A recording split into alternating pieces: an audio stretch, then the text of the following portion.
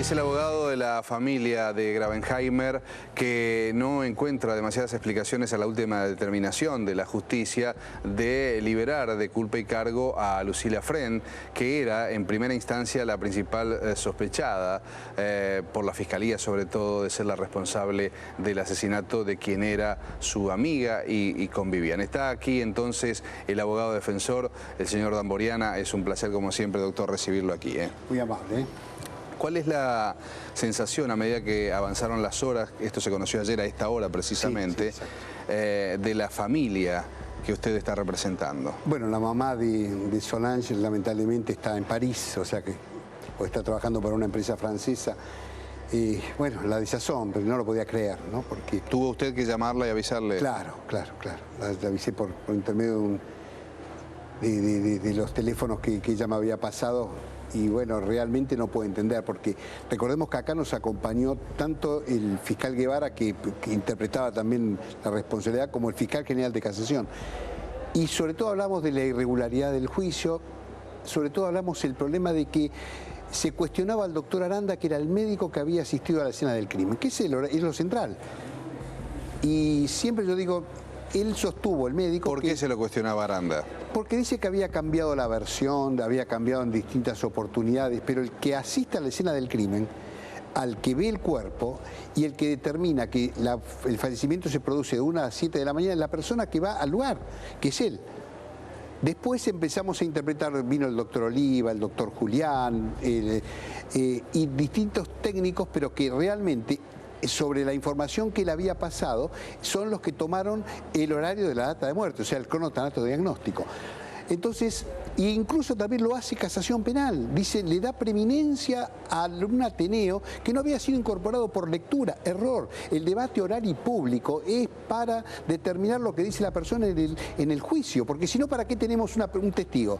Y el testigo que dijo el doctor Aranda en el debate, yo siempre sostuve que había la hora de fallecimiento era de 1 a 7 de la mañana. Lo dijo en el debate, pero igual el Tribunal de Casación, yo estaba leyendo recién el veredicto, también le da preeminencia a un Ateneo porque se había interpretado si era reductible, irreductible. Dice, no, la rigidez cadavérica en la cual encontré el cuerpo era irreductible y completa y un estado... Doctor Damboriana, Sí. Para el fiscal en su momento y para la familia que usted representa, ¿por qué motivo se produce este crimen?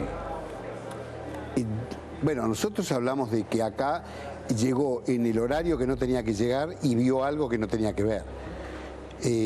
O sea, que ella se había peleado con su novio, ella se iba a quedar a dormir en la casa de su novio. ¿Ella quién se había peleado con su novio? Solange. Solange. Se pelea con el novio, no con el novio, con la mucama que estaba en la casa del novio por cuestiones sentimentales, vamos a decir así. Sí. Entonces, en esa pelea no se queda a comer y se va. ¿Eso el novio lo certificó? Por supuesto, sí. ¿Se pelearon a la noche? Se pelearon a la noche, o sea, tipo 10 de la noche, y se fue a su casa. O sea, y ha llegado y tal vez ha visto algo que no podemos, porque sea en el horario que sea, ella ha llegado, ha visto algo y se ha producido algún evento que por supuesto desconocemos. Indicios, lo que dicen las personas que han declarado en el debate, bueno, no existen señales de que haya existido un robo, no existen violación de cerraduras, no existen ingresos a la casa, ese día llovía, no existen...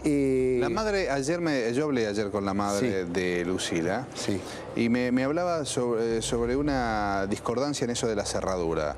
Dice que después sí alguien en la justicia determinó que la cerradura estaba... no, en la causa no surge. No surge eso en la causa. En la causa no surge. Los peritos en rastros determinaron que no había ingresado ninguna persona. Incluso cuando se acusó a los albañiles, a la persona de la obra de construcción lindera, la chica no apareció ni violada, ni abusada, ni nada por el estilo. Apareció en bombacha y la parte superior, nada más en la vestimenta, boca abajo. Incluso... Puntazos en el cuello, ¿verdad? 2 puntazos en el cuello que atravesaron la vena subclavia y le producen en el interior de su pulmón, se llenó de sangre y por supuesto se produce la muerte. Pero tenía la vejiga vacía, con lo cual había ido recientemente al baño, no hubo resistencia, el cuerpo fue dado vuelta a las 4 horas. con lo cual había un dominio en la casa. Y bueno, ¿quién puede tener dominio en la casa más que y le pregunto al revés, doctor Damboriana, ¿qué hizo entonces que la justicia determinase 2 veces también, ¿verdad? Sí. Absolver de culpa y cargo a Lucila. Yo creo que la herramienta? La herramienta fundamental es que no se llegó, para algunos, no se había llegado al horario de la muerte, porque se dio preeminencia a lo que dijeron personas que no habían estado en el lugar del crimen. Si el médico que está en el lugar del crimen dice cómo encontró el cuerpo, después personas que lo quisieron interpretar, lo que dijo si era reductible, irreductible, cómo lo había encontrado, pero él dice, yo me mantuve siempre como encontré el cuerpo. Y ¿a qué hora se termina encontrando el cuerpo? Pasa todo el día también. Claro, pasa todo el día, eran casi las 24 a 36 horas, y esto es lo que nos determina el horario de 1 a 7, esa franja horaria. El motivo central es que se produce un Ateneo, y empiezan a interpretar lo que había dicho el doctor Aranda. ¿Qué es un Ateneo, doctor? ¿Qué es? Se produce un Ateneo. Se produce un Ateneo, y se quiso interpretar lo que dijo el doctor Aranda. Y el doctor Aranda... ¿Pero qué es un Ateneo? Un Ateneo es, se juntan los médicos que habían hecho su diagnóstico sobre el horario de la muerte y emiten una opinión. En ese Ateneo se tomó en cuenta para el debate oral que no se habían puesto de acuerdo. ¿Por qué? Porque el doctor Aranda llega media hora antes que finalice el Ateneo y muy rápido emite una opinión. Pero todo incide si el cuerpo estaba con una rigidez cadavérica completa e irreductible, y el presidente del tribunal decía, pero ¿cómo puede haber sido interpretado? Reductible, irreductible, puede haber sido con una Y, con una I latina. Realmente había sido tomado no como un juicio oral, sino realmente nosotros nos sentimos en ese momento como que al testigo se lo estaba hostigando, ¿no? ¿Cuáles son las instancias a las que van a recurrir si les queda una instancia más? Sí, quedan 2 instancias, que queda la Suprema Corte Provincial y la Corte Suprema Nacional. Estamos estudiando el fallo, estamos leyéndolo, por lo que pude leer hasta ahora, realmente se vuelve a dar, el Tribunal de Casación volvió a dar preeminencia a un Ateneo que no estaba incorporado por lectura, que realmente a lo que había manifestado el doctor Aranda, con un agravante más. El doctor Aranda había sido denunciado penalmente por el delito de falso testimonio.